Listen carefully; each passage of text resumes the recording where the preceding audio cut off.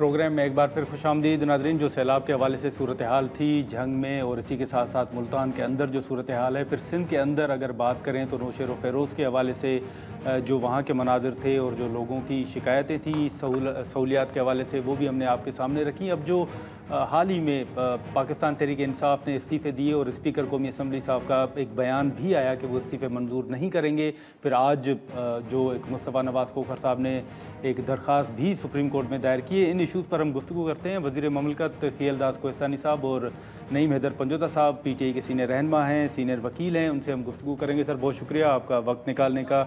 आपसे शुरू करेंगे नईम साहब। अभी जो अलीमा साहिबा के 2 बेटे गिरफ़्तार हुए थे, उनकी ज़मानत हो गई।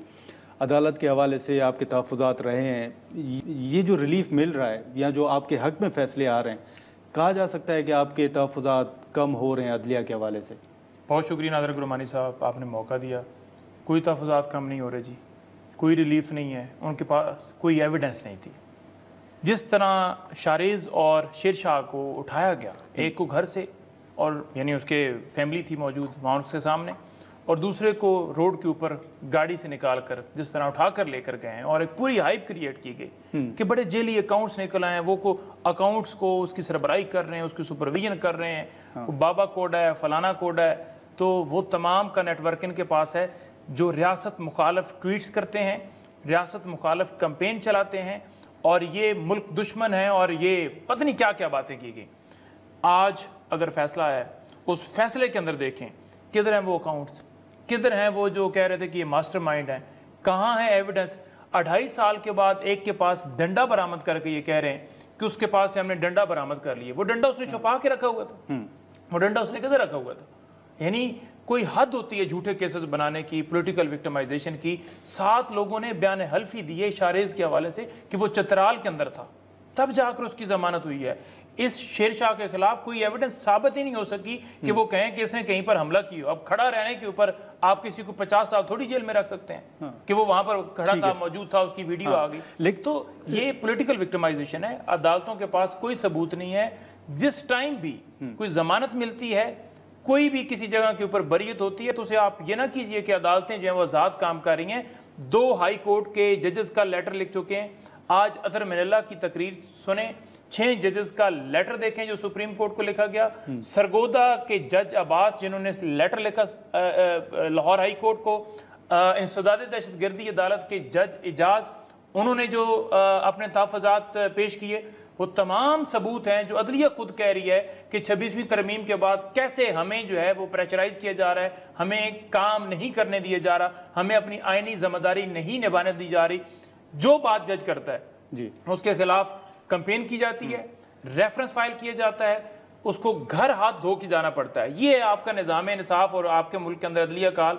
आप कह रहे हैं जी कि अदालतें किसी के खिलाफ किसके खिलाफ नहीं किया सर। जो सुप्रीम कोर्ट के अंदर जजेस थे, इजाज साहब, वो क्यों जाकर उन्होंने इस्तीफा दिया? लेकिन ये जो खेलदा साहब अदलिया के हवाले से जो नईम साहब बात कर रहे हैं, आप इत्तफाक करते हैं ये जो हाल ही में वाकई जो कुछ खतूत लिखे गए या अतर मिनल्ला साहब जिन चीज़ों का जिक्र कर रहे हैं, आप समझते हैं कि वाकई कुछ मामलात हैं जिनको एड्रेस करने की ज़रूरत है? देखो, इनको अदालत और जज वो अच्छे लगे थे जो नवाज शरीफ साहब को अकामा के बुनियाद पर पनामा का निशाना बना के अकामा पे निकालते हैं, और वो जज असद सईद खोसा कहते हैं कि ये नवाज शरीफ के ख़िलाफ़ फैसला मेरे पास लेके आओ ना, आप सड़कों पे क्यों जा रहे हो, तो मैं आपको उसको निकाल के देता हूँ। और वो साकिब निसार जो बैठता है तो मैं 5-8 लोग इनके उड़ा लूँगा, और जो हमारे MPs को वो कहता है कि ये तो मेरे ऑर्डर से उठ जाएंगे। और वो जज इनको चाहिए जो 9 मई का जुर्म करके काला चश्मा पहन के सुप्रीम कोर्ट में पेश होते हैं, उनको कहते हैं कि गुड टू सी यू, और प्रोटोकॉल से पीछे वाले रास्ते से VIP प्रोटोकॉल में जज भेज देते हैं। तो वो जज इनके, वो अदालती निज़ाम इनको अच्छा लगता है। वो नेब का चेयरमैन अच्छा लगा है जिनके वीडियो इन्होंने बना के हम पे केसेस बनाए और झूठे केसेस बनाए। वो उनको कानून अच्छा लगता है जो हमारे राना सनाउल्लाह साहब को झूठे हीरोइन के केस में वो करते हैं, और फिर दूसरे दिन हर केस पे, हर गिरफ्तारी पे दूसरे दिन बैठ के भाषण कौम को खुद वज़ीर-ए-आज़म देता था। और उनका जो आजकल भगोड़ा है, बैठा हुआ है, मुल्क के खिलाफ काम कर रहा है, शहजाद अकबर, वो बैठ के कागज़ ले रहा था। कभी भी हमने इनके केसेस पे, कभी इनके जो कानून अपना रास्ता खुद इख्तियार करते हैं। हम ये, मैं एज ए पाकिस्तानी ये समझता हूँ 9 मई का जुर्म किसी ने किया उस पर सज़ा होनी चाहिए, उनको कानून के कटहरे में लाना चाहिए जो उसमें गुनाह में शरीक है। अगर शाह मोहम्मद कुरैशी ने साबित किया अदालत में, अगर जैन कुरैशी ने साबित किया, अगर फवाद चौधरी ने साबित किया कि वो बेगुनाह है, तो अदालतों ने उनको भरी कर दिया उस केसेस में।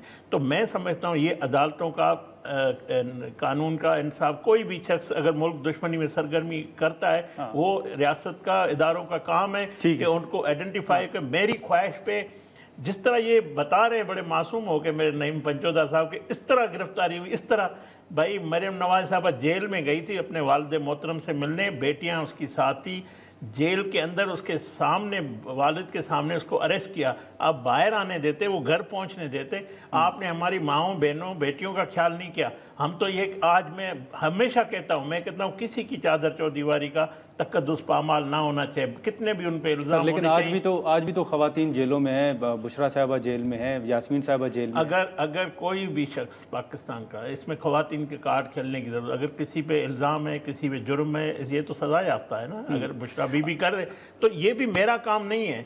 ये इनको साबित करना पड़ेगा अदालतों में, उनके पास फोरम मौजूद है, आज भी उनको जमानतें भी मिली है, उनको सजाएं भी हुई है और आइंदा भी फोरम मौजूद है। ठीक है, तो लेकिन खेलता था ये जो अभी पीटीआई ने इस्तीफे दिए थे, स्पीकर से पहले आप लोगों ने कहा कि इस्तीफे दे दें, हम कमेटी में इलेक्शन करवा लेंगे, इनसे वो कमेटियां भी चली जाएंगी। अब क्या हुकूमत की स्ट्रेटेजी है कि आप कह रहे हैं कि हम इनके इस्तीफे मंजूर नहीं करेंगे? देखिए, स्पीकर साहब जो है वो कस्टोडियन है हाउस के जी, ठीक है ना। वो उसके लिए पीटीआई का रुकने कौमी असम्बली हो या मैं नून लीग का एमएनए हूँ या पीपल्स पार्टी है, उसके लिए सब बराबर है। हमारे पास वो स्पीकर नहीं है जो असद कैसर साहब थे, जो माइक नहीं दूसरों का खोलते थे, जो जिस तरह पेश आते थे, आपको भी पता है। ये हमारा सरदार जो अयाज साहब है, जब इनकी गिरफ्तारियां हुई पार्लियामेंट के अंदर, वो खड़े हो गए अपने एमएनएस के साथ। वो कहाँ पीटीआई के एमएनए थे, तो उन्होंने एक इंक्वायरी कमेटी बनाई। तो हम तो सदा अयाज साहब 2014 में भी इनकी जो इस्तीफा दी थी। लेकिन आप साबित नहीं कर सके कि गिरफ्तार किसने किया था। मैं कहता हूँ ये माजी में भी होता रहा, आज भी होता रहा है, मगर हम ये उस जुर्म जो इन्होंने गलत काम किया उसकी ऑनरशिप लेते थे। हम अगर सही काम है तो उसकी ऑनरशिप लेते हैं, लेकिन अगर कोई काम सही नहीं है तो हम खामोश रहते हैं। यहाँ पर हम एक मुख्तसर सा ब्रेक लेते हैं। खेलदा साहब और नईम साहब हमारे साथ मौजूद हैं और ब्रेक के बाद हम यहीं से गुफ्तगू को आगे बढ़ाते हैं।